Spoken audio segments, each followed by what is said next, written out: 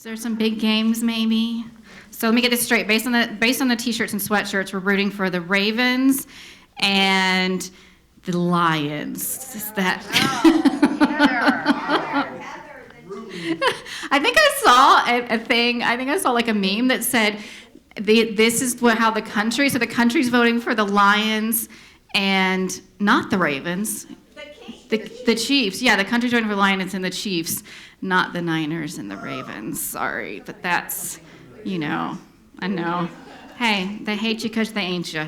Majority rules, and there's two majority rules. Yeah, majority rules, and their teams have majority.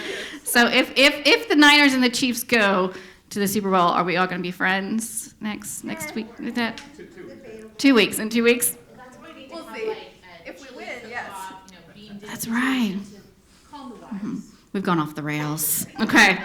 All right, let's do some church. So when I was younger, one thing I really wanted to do was travel. Like just early on, I wanted to travel. I wanted to see the world. Mostly, I wanted to see Europe. I wanted to go to the major cities and see all the monuments and the museums. And what's fascinating to me about travel is when you go and you look at something, like a bridge is just a bridge.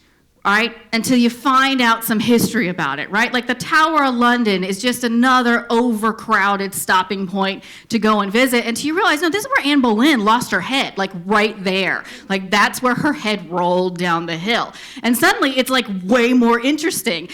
Italy, to me, has some of the most interesting old stuff because a lot of it's tied to Christian tradition and Christianity and church history, right? So that statue in the Vatican. And it's weird that the Vatican has all kinds of historical stuff, not just Christian stuff, because they kind of took a lot from a lot of people. But we'll not talk about that, but it's just a broken old statue. And then you realize it's actually a statue of Isis. And I think we have a picture of that, right? So you walk into the room in the Vatican, and you're like, these are just broken old statues. And then you realize, no, all they have left is like the head of this statue of Isis and how gigantic she would have been back in the day. And she was an Egyptian goddess, okay?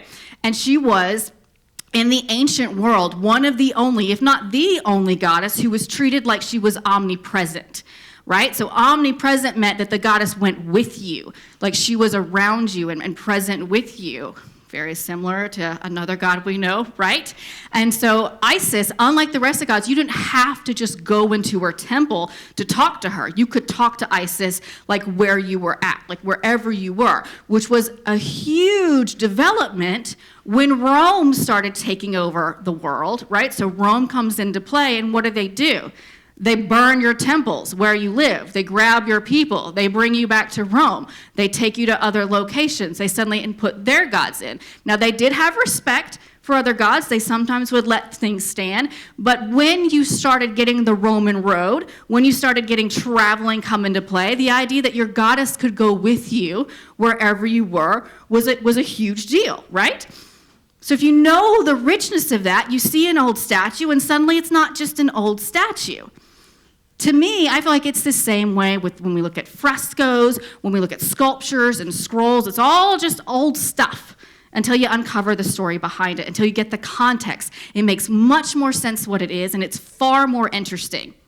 Scripture is just like that to me, right? It's filled with an ancient context that we will miss, that we can very easily miss. Not only are we not reading it in its original language, we're not reading it in its Hebrew or Greek, but we aren't reading it even from its original context. We are not in that context with which it was originally written. And if we read it as is, and take it literally, if you will, we could just be seeing an old statue in a museum and telling ourselves our own story about it. But it has so much more than that. So this morning we're going to start by reading Genesis chapter 11. We're going to open with 1 through 9. It's going to be the Tower of Babel this morning. So chapter 11, verses 1 through 9. Now the whole world had one language and a common speech. As people moved eastward, they settled and found a plain in Shinar and settled there. They said to each other, "Come, let us make bricks and bake them thoroughly." They used brick instead of stone and tar for mortar. It's just a chair, it's not the stage coming down, we'll be fine. Okay. Verse 4, then they said, "Come, let us build ourselves a city with a tower that reaches to the heavens, so that we may make a name for ourselves. Otherwise, we'll be scattered over the face of the whole earth." But the Lord came down to see the city and the tower the people were building. The Lord said, if as one people speaking the same language they have begun to do this, then nothing they plan to do will be impossible for them. Come, let us go down and confuse their language so they will not understand each other. So the Lord scattered them from there all over the earth, and they stopped building the city. That is why it's called Babel, because there the Lord confused the language of the whole world. From there, the Lord scattered them over the face of the whole earth. So in the Christian tradition, this is called the Tower of Babel. Fun fact, just like with the story of the flood, there was already stories about how differing languages came to be. There are already stories floating around. And by that time, it was written down and read. There was also a cultural understanding of Babylonian towers. Okay, we're in this area called Mesopotamia. It eventually came Babylon, eighth wonder of the world, famous. Okay, so there's already an understanding of these towers. So the tower they're trying to erect is highly likely to be what is called a ziggurat. A ziggurat. From archaeology and Mesopotamian writings and Babylonian history, a ziggurat was the name given to these type of great towers. One that was discovered under archaeological evidence was discovered to be about 300 feet high. But they were set up as part of God's temple. So this is an AI rendering. Here is the temple piece of it. The ziggurat's going to be this piece that comes up to the top of the power. Okay? In the Babylonian time period, the temple of Marduk, so Marduk was their main god, think Zeus, that was their number one guy. He had a ziggurat, okay? The temple was called a Babylonian word, but in English, the Great House. And then its ziggurat was called the house of the foundation of heaven and earth. We got another diagram. So like in Jerusalem, in their temple system, there was a house that the god would come and live in. And then there would be a ziggurat at the top of the house. And here it was called the Gate of God. This is the Babylonian one for Marduk, a rendering of it. So the main temple is where the deity lived. The main temple is where you would go and you would find the deity. You would go and talk to the god in the main temple. But the idea was that deity had to come down from somewhere. Like that deity wasn't born and raised there. That in order for that deity to get to the temple, he or she had to come down and visit for somewhere. So the ziggurat wasn't so much a tower for people to get up high to get to God. It was a way for the God to be easier for the God to come down to you. Jeremiah actually jokingly called it a helipad when I was talking about this morning. So think about like a helipad for the God to come down and land at the top of the ziggurat and then come down and dwell in the temple. They often had a shrine on the top of it, and it was called a staging post or like a halfway house. And for Marduk, his was called the Gate of God. So it was the Gate of God where he could come in and then come down and dwell into the temple. It was where the God could make himself available for the people and then go hang out in the temple as needed. So I know we stress that our God is different and was unique, right? There is only one God. He is Yahweh. So why does there always seem to be a lot of similarities to God and other pagan things happening and other pagan religions? Think about it. The temple, the sacrificial system, having priests, all kind of similar in many ways to how other people were doing religion too. Somehow, though, God is unique. So we take these stories and we say the similarities prove it's all a bunch of myths, right? You can take them all and you can say it's all a bunch of myths. Of course, they're all like this. All religions have this. It's all a bunch of myths. Or we can recognize that from day one out of the garden, God was no longer talking to humanity in a vacuum. He was no longer talking to them isolated in their own place. Culture happened without God's authority or approval. Living in cities, the way we set them up, are not God ordained. Like they're probably God okay with, but it's not like he came down and said, this is how you would do it. We could have easily just chosen to build houses in the trees and not cut them down to make the houses. We could have done things vastly differently. In fact, over time, you see how different communities had different type of structures with which they lived in. So you see, God uses what we already know to tell us more about him. God will use cultural beliefs that already exist to tell us more about who he is. God will use family and tribal and nationalistic systems already set in place to tell us more about himself. He will use that which we already know and that which we already do to let us know more about who he is and what he is doing. Looking back on these stories, now, in today's mindset, would be like someone 100,000 years from now looking back on our modern world today and saying the word internet popping up everywhere, right? There's this internet. What is this internet? And because the way prison systems are built, they survived over 100,000 years. So they're excavating, right? And they find prison systems, and they find writings, and they uncover child predators, and they found how horrible the internet was to children and this awful, horrible thing. And then all of a sudden they uncover a church, and they see that pastors did online stuff and put their stuff online, and they were a part of this thing called social media. Why would pastors be involved in something so evil? Because they didn't get the context. They don't have the full story. The full story didn't stay in existence. And at first glance, if we read the Tower of Babel, it just sounds to me like God doesn't like humanity doing stuff very much, right? Doesn't want you to accomplish things. Doesn't want you to try to build something, because it just makes all the language in the world happen at once, and he'll scatter you far and wide. Like all of a sudden you think you speak English, and tomorrow you're going to wake up and speak in something totally different. So in chapter 10 of Genesis, though, we see that might not be how it actually works. So the Tower of Babel is in chapter 11. We're going to go back to chapter 10. It's what's called the Table of Nations. Okay, it's one of those super fun ones to read that has all of the, and this person got this person, and this person, and this person, and this person, genealogy type stuff. It's Noah and his descendants, but we're going to look at it. We're going to go Genesis 10:2 first. Let's pull up Genesis 10:2. We're going to read that one. Okay. The sons of Japheth. These are the sons of Noah. So the sons of Japheth: Gomer, Magog, Madai, Jarvan, Tubal, Meshech, and Tiras. It goes on and on and on. We're going to skip down to 10:6. The sons of Ham: Cush, Egypt, Put, and Canaan. 10:7. The sons of Cush: Seba, Havilah, Sabta, Ramah, and Septica. The sons of Ramah: Sheba and Dedan. It goes on and on and on. This could be a list of Noah's literal sons, literal grandsons, literal great-grandsons, had these literal children, had more and more children, and then after 100 years or so, now they were populating the entire earth. There were thousands of them in existence. It's also likely that these names are sons of nations, not necessarily the sons of a handful of men. Okay, so the son of Ham, Cush, Egypt, Put, and Canaan could have been someone's name, and they went on and they populated that area. But it's also just as likely, scholars say, that the sons of Egypt are people who hail from, right, just like you would say along the lines of America, Heather, daughter of England and Ireland. And I don't know what else, because I really don't want to do 23andMe, because even though Jason got it to me, it has a tube, and you have to spit in the entire tube. You have to fill that thing. So I don't know. I'm going to guess with England and Ireland, because that grosses me out. Nathan is probably a son of Norway and Sweden, and where all things white are, yes. So you get it, right? These nations are happening. So then let's look at Genesis 10:31. So there's these nations happening. 10:31. These are the sons of Shem by their clans and languages in their territories and nations.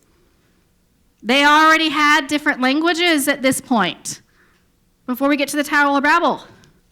So that makes sense if they're talking about countries and not just a couple of brothers having some massive families. You're in the same family, we hope you speak the same language, right? Versus if you're come from a bunch of different nations, it's very likely you would have different languages. But then why do they all have one language just a few verses later? So here's what scholars say. Some argue that Genesis is breaking from chronological order. That's also very highly likely, right? This is how, chapter 10 is how they spread out after the Tower of Babel. We do see that sometimes as before. Scripture sets up the bigger story, then gives us the details that happened before. That's doable. Some say the world had a common language that everyone spoke. We have seen that in history. Think the New Testament time frame. You may be Roman, where you speak Latin, but the common language across your territories is Greek. Right? You may be from Israel and your people speak Hebrew or Aramaic, but when you're in the Roman territory, you're speaking Greek as your common language. So you're speaking that too. And God came in the Tower of Babel, and he potentially took away the common tongue. That could have been doable. I think what is happening here is the author is trying to tell a story that points to a much larger picture than just the history of where languages came from. This is God's story, right? God is trying to tell us how he connects with us and how he works within us, and there is a bigger story happening here. So all of this is fun to talk about and fun to navigate through, but I'm not dying on any of those hills. You feel free. Go ahead. And you know what they say about storytelling? Never confuse a good story with the facts. Okay? Like, I don't mean this is misinformation. I'm not saying that. I'm not saying the Bible's not factual, right? But let's think about the Gospels. Matthew, Mark, Luke, and John. We would all argue they're pretty historically accurate, right? They're 4 accounts of the life of Jesus. History, there's a thing called the study of the historical Jesus, the actual man who lived. They back up several of the accounts in the Gospels. He lived about that time. He died about that time. There are debates over whether or not he performed miracles, of course. There's that. But when it comes to the Gospels, they're pretty well considered an accurate account historically of what Jesus did. Yet the 4 of them are very different.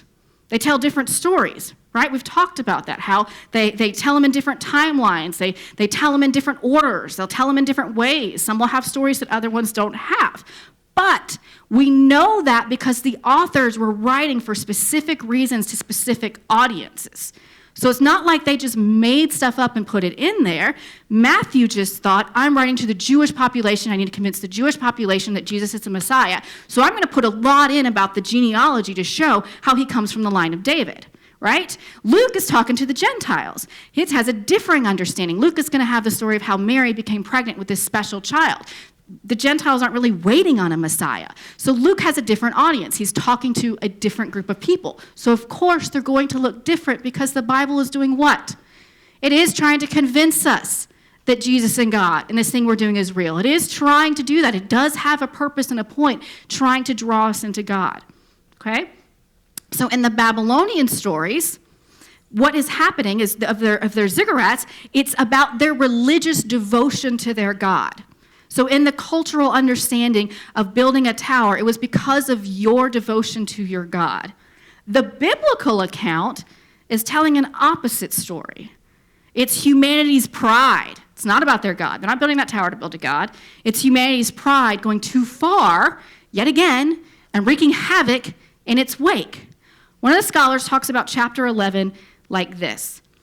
The history of Mesopotamia, that's where they're at. That's where Tower Babel, Babylon, this area of the world is at. The earliest center of human civilization is being presented as the climax of the long and dreadful catalog of man's crimes, which began with Adam's first disobedience, right?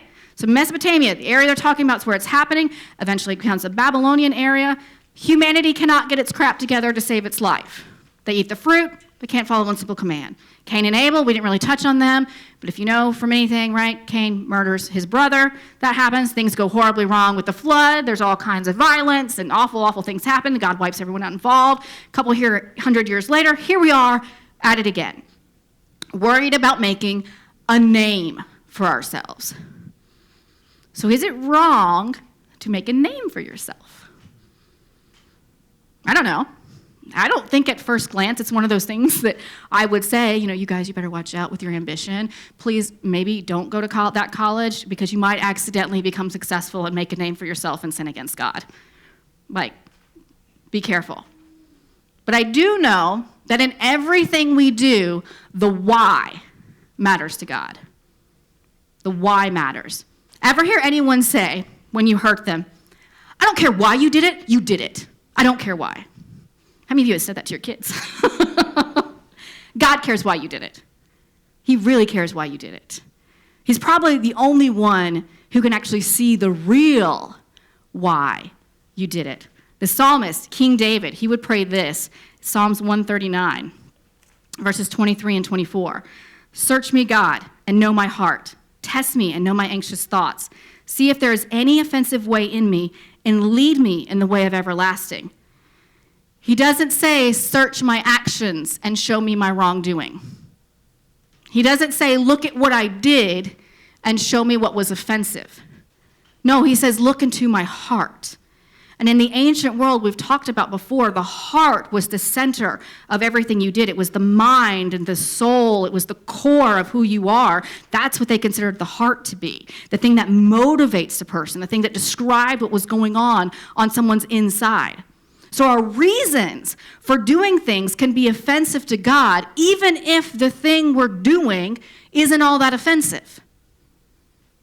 This is why hard, fast rules of how to live your life are ridiculous to have in a life of faith. Because what is right for me may not be right for you, may not be wrong for me because of what is in our hearts. Some of y'all know I love a good romance book, or smut book, as you call it, as an ex-gal. But am I letting my 9-year-old son read over my shoulder?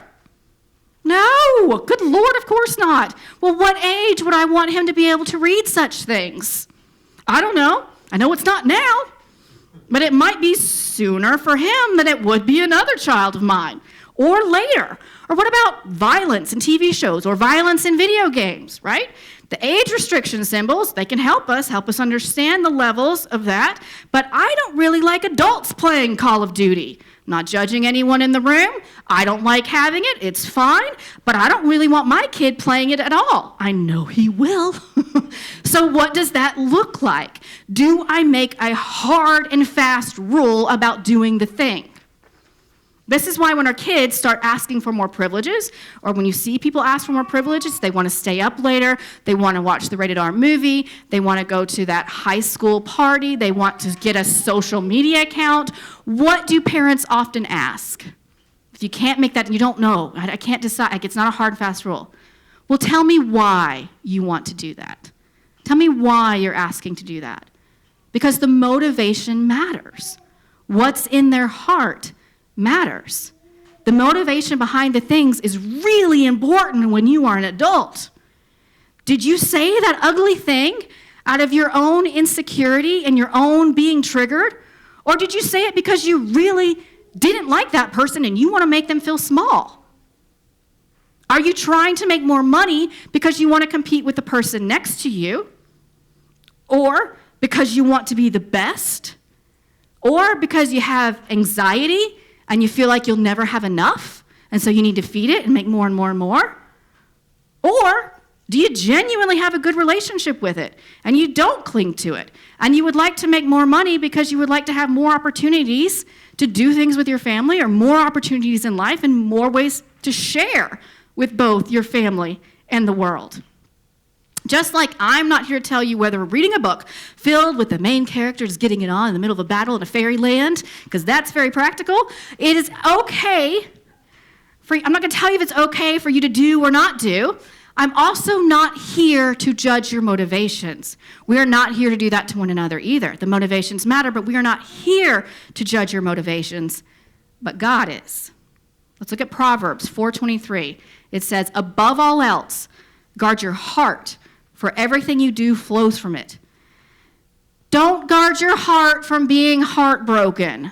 That's not what it's saying. Don't guard your heart from loving someone too hard because they might betray you. Ugh, get over it. I can't stand that.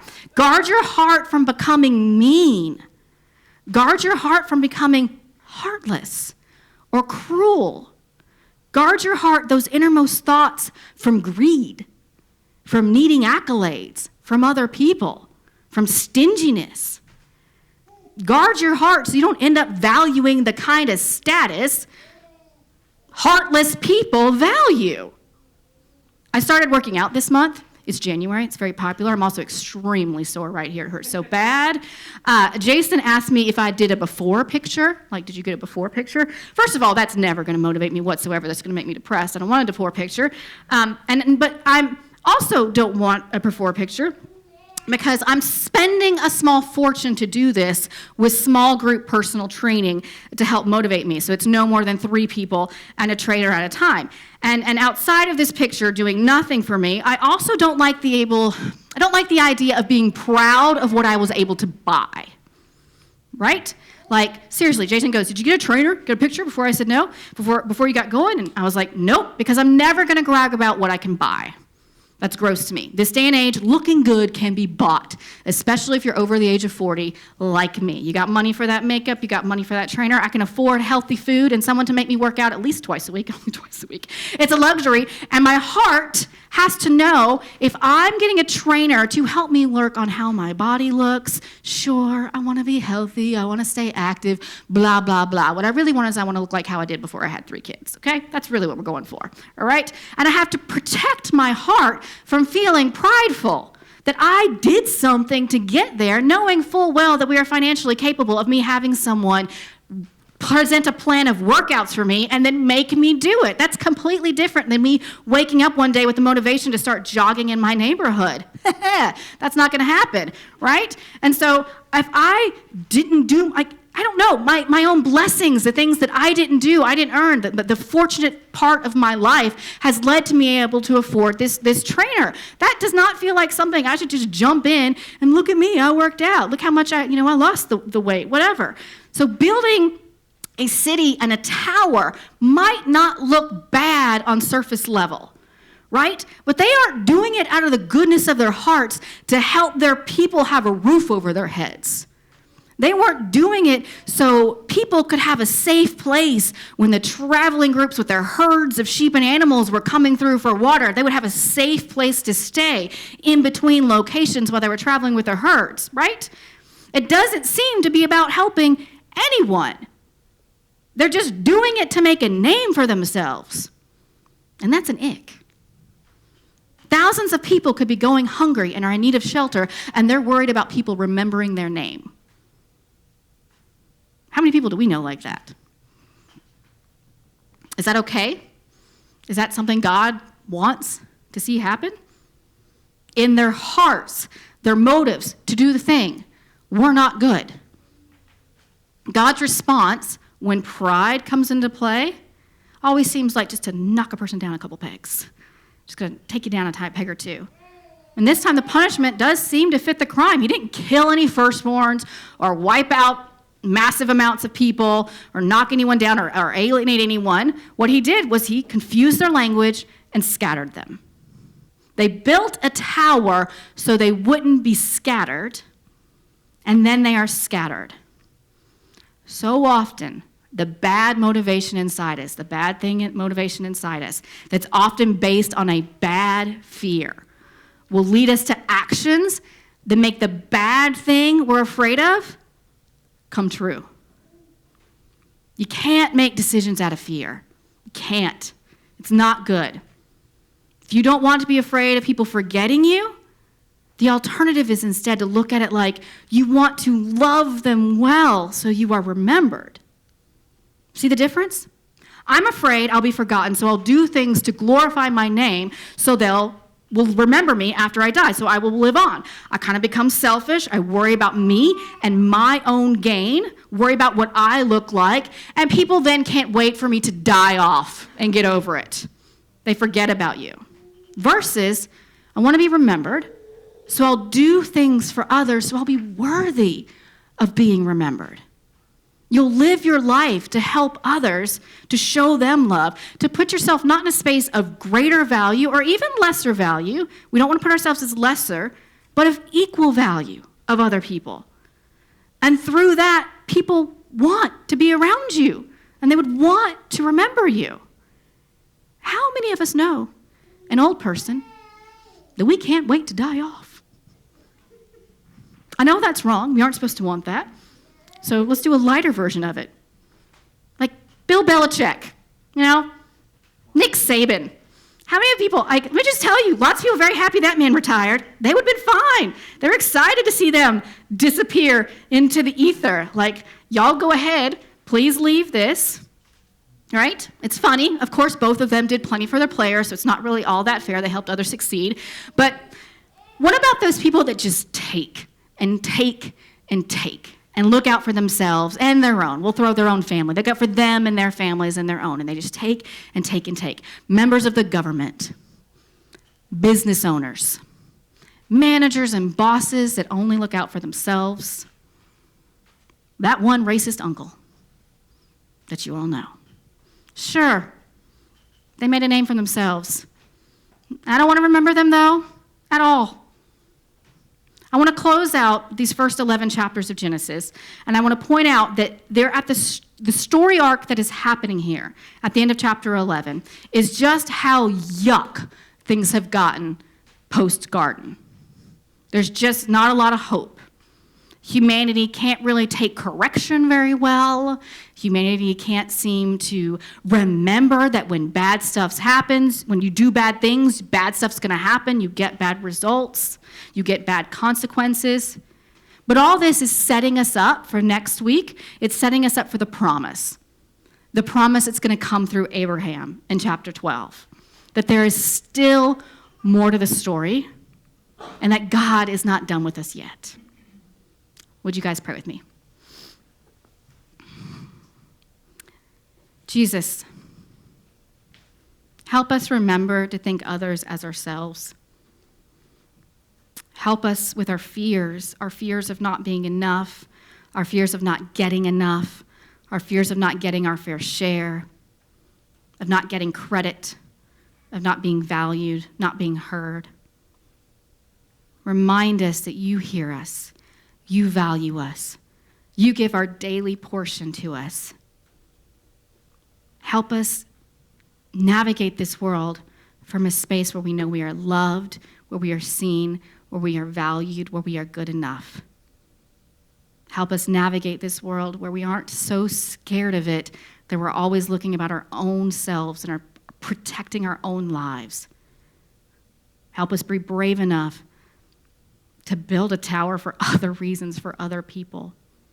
But maybe be brave enough to ask you first what you would have us do. How would you have us move? Lord, what would you do with us? Lord, what would you have me do? We ask this in your name. Amen.